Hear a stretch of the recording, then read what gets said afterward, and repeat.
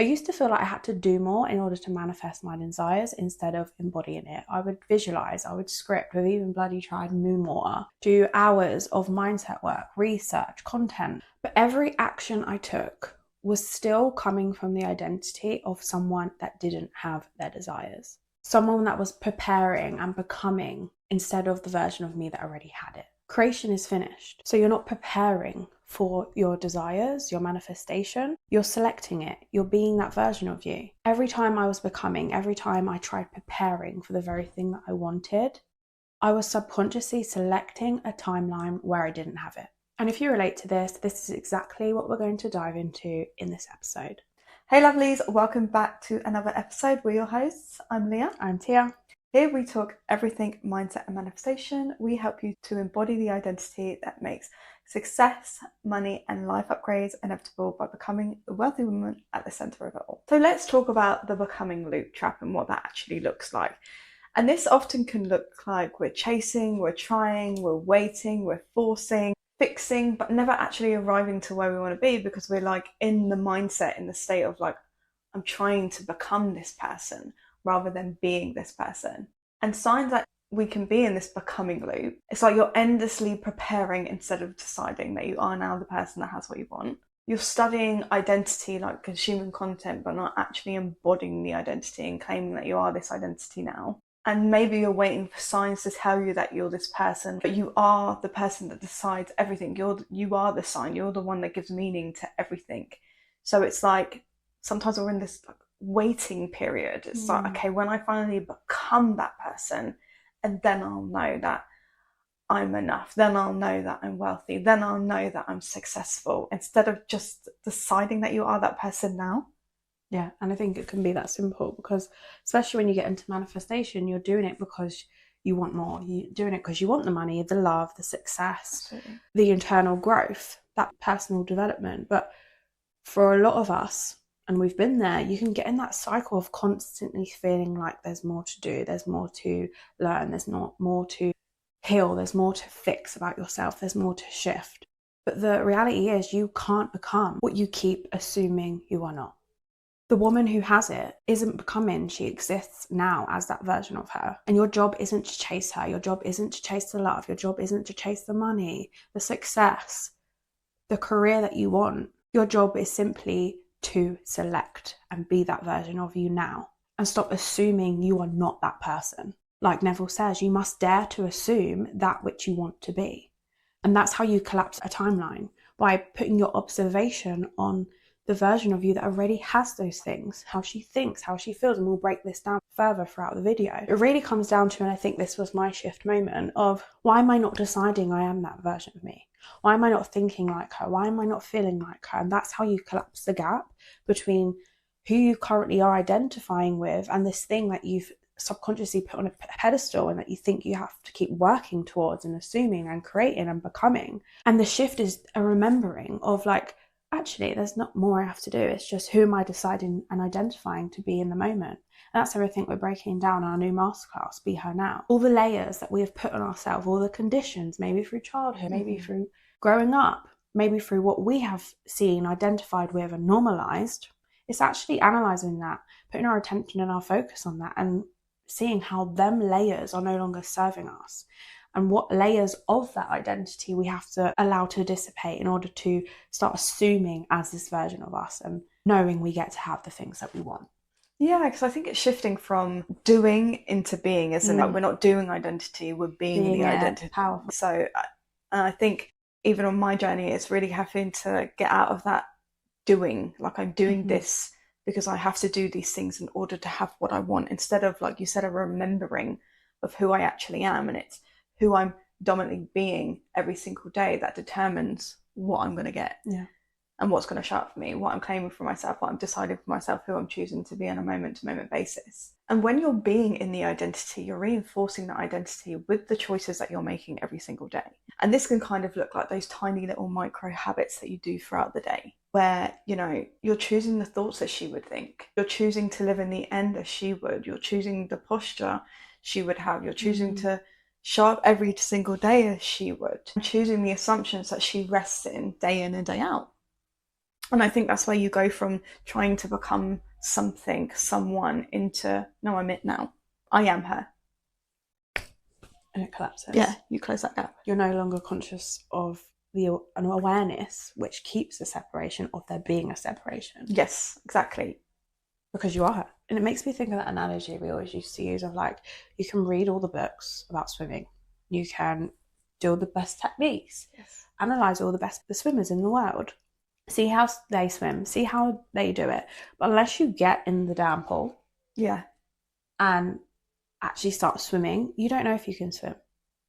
You can't actively swim and claim yourself to be in the pool. Become by being. Yes. And rather than researching, it's actually the process of putting yourself, and it's the same thing. You've got to put yourself in the pool to swim, and you've got to put yourself into the state, the identity of that version of you that has it, rather than researching, analysing, consuming. And it comes down to asking yourself right now, are you in the pool? Are you being the version of you that has it, rather than researching, analysing, and thinking you need to do all these things, rather than just trying and getting in. And I think that's how we teach ourselves that we are that person. It's those actions that we take every single day to, like we always say, to decide that I am now this person. Like, for instance, if you want to be a YouTuber and you're just constantly saying, I'm going to be a YouTuber, I'm going to be a YouTuber, I'm becoming a YouTuber, but you're not actually recording any content and putting that content out, how are you going to put yourself in the identity of a YouTuber when you're not acting as a YouTuber would? Yeah. So it's the same with the pool analogy. It's like every you could relate it to everything in life. You know, you have to decide and be it. You know, because obviously, yes, you hear I'm becoming it. And a lot of those people are already identifying as the person as they're in the process of becoming, right? And I think I've said it in a video before, like, doctors decide they're a doctor before they even paid for it. In the process, you know, they're going and they're doing, they're in these practices, and, you know, they're at the surgeries, they've got their placements, essentially. So they're already in the identity of knowing that they're becoming a doctor, but they're already, like, being it. Yeah, and there's a difference with, you just, like, prompted my brain of, like, this, the difference between saying I am a doctor. Yes. Rather than I want to be. Yes, exactly. You don't speak to a doctor and that, and they're like, I want to be a doctor. They'll be like, I am a doctor, I'm in the process of becoming. And I think there's a difference between saying, I can't eat that, and I don't eat that. There's a difference between saying, oh, I shouldn't smoke, between I am not a smoker. Yes, exactly. And the difference is identity. How are you choosing to identify in that moment? Because I either am it or I am not. And that is literally, it's one of the, I think we always say, like, I always think back to, like, your life is a byproduct of the questions that you ask yourself. Questions are powerful. And it enables you to shift your state and bring your awareness back to who you're identifying with. And it can be as simple as asking yourself in the moment, am I or am I not? And that is literally how simple it can be. We go around the notions and asking ourselves all these questions, doing the tools, strategizing, doing the techniques. But if you were to simply bring your conscious awareness to who you are identifying with in that moment, it's either you are or you are not. Yeah, I either have or I have not. Or I have not. It definitely is, things get a lot complicated, I think, sometimes on the journey, like with me when I was over consuming content like it was a full-time job and not actually implementing anything. I think it was really changing because I was in the state of, like, oh, there's more I need to do, there's more I need to become, instead of just, like, deciding this is who I am now. I am already her. I am already it. Mm-hmm.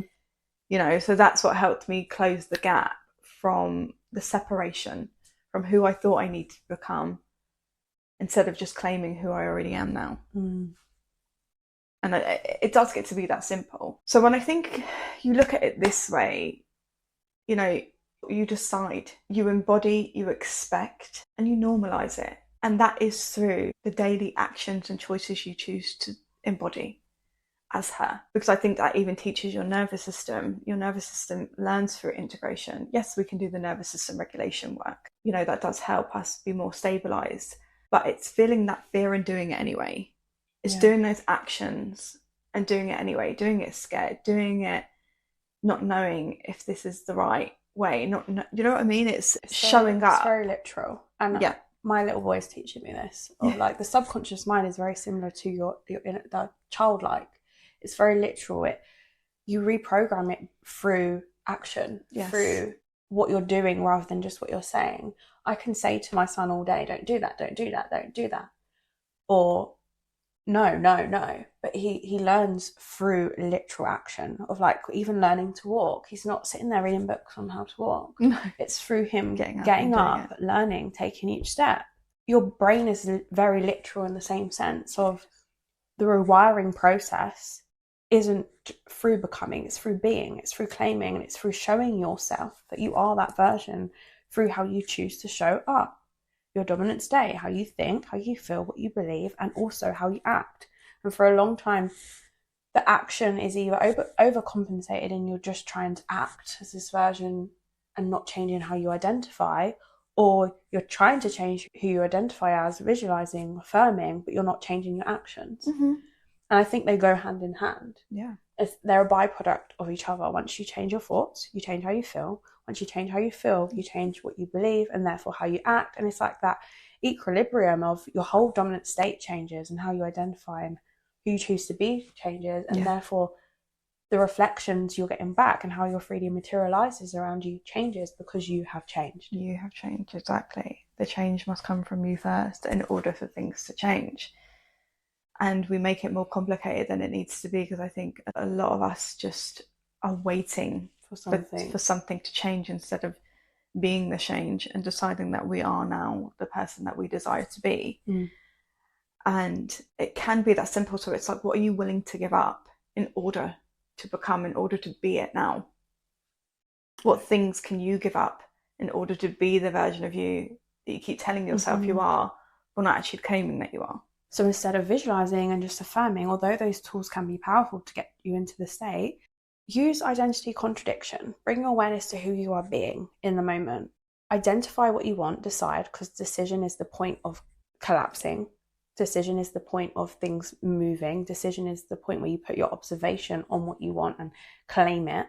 Then identify who you have to stop being in order to receive it. And the reason why we're saying stop being is because for a lot of people that haven't experienced their desires, for a lot of people, when you say, who would that version of you be? How would you think, feel, and believe?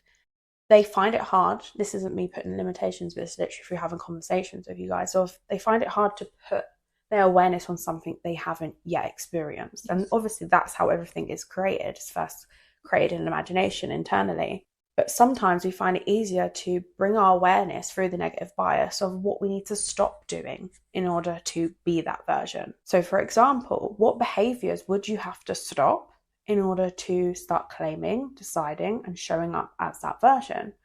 What feelings would you have to give up or move through that keep you in that familiar state that is tied to that old self? Good examples of this would be doubt, frustration, anger, resentment, guilt, shame, all these feelings that keep you tied to the thinking and feeling state of things aren't working out for me. It's never going to work. It's not my turn. Why can't I have it?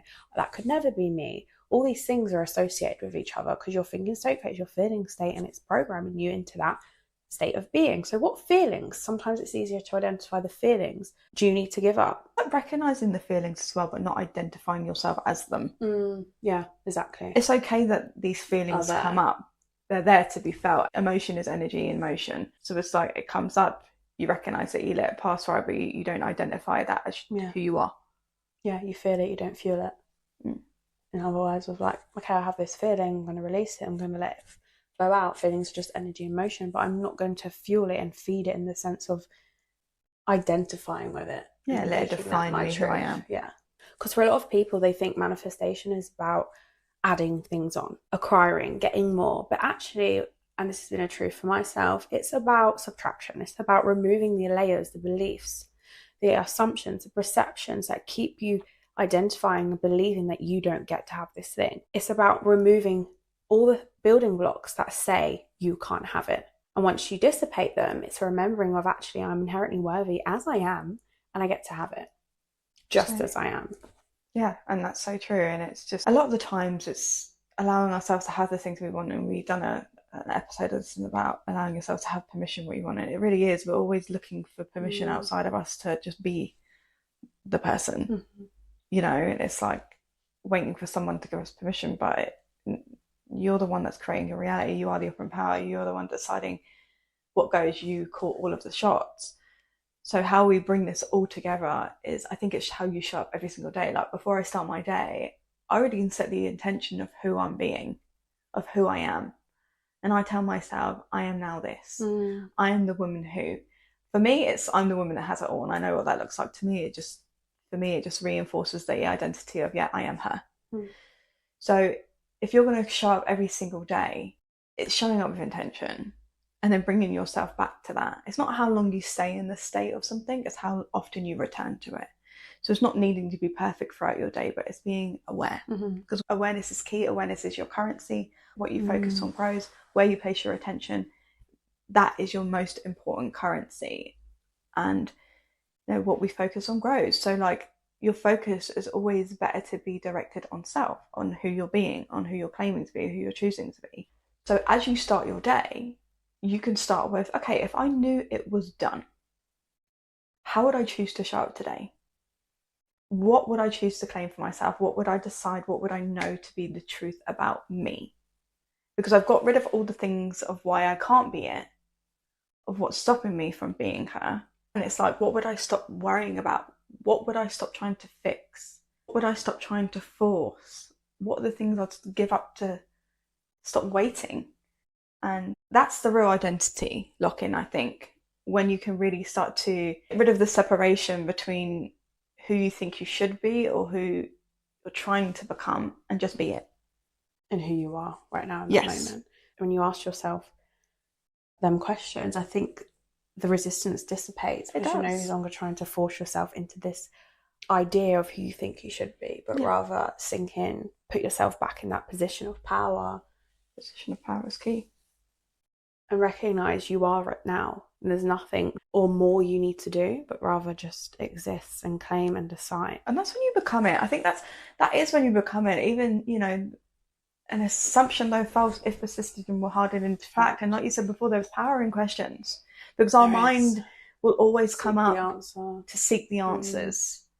This is why you hear people say, like, why am I so this? Why am I so that? Like, you know, because your mind likes to be in question mode. It's trying to seek answers. It's trying to seek solution. It will always give you evidence to what you believe to be true. Like, it will seek out in your reality and filter out whatever you believe to be true about yourself based on your belief system. So why not give it, you know, when you do those questions to yourself, you're already like dissipating a lot of the layers you've already put on yourself, because you're like, no, I've decided who I am now. I've given up all the reasons that I can't be it. And now I just choose to show up every single day as her. And my reality must reflect who I'm being, because that's what you get. You get who you are aware of being.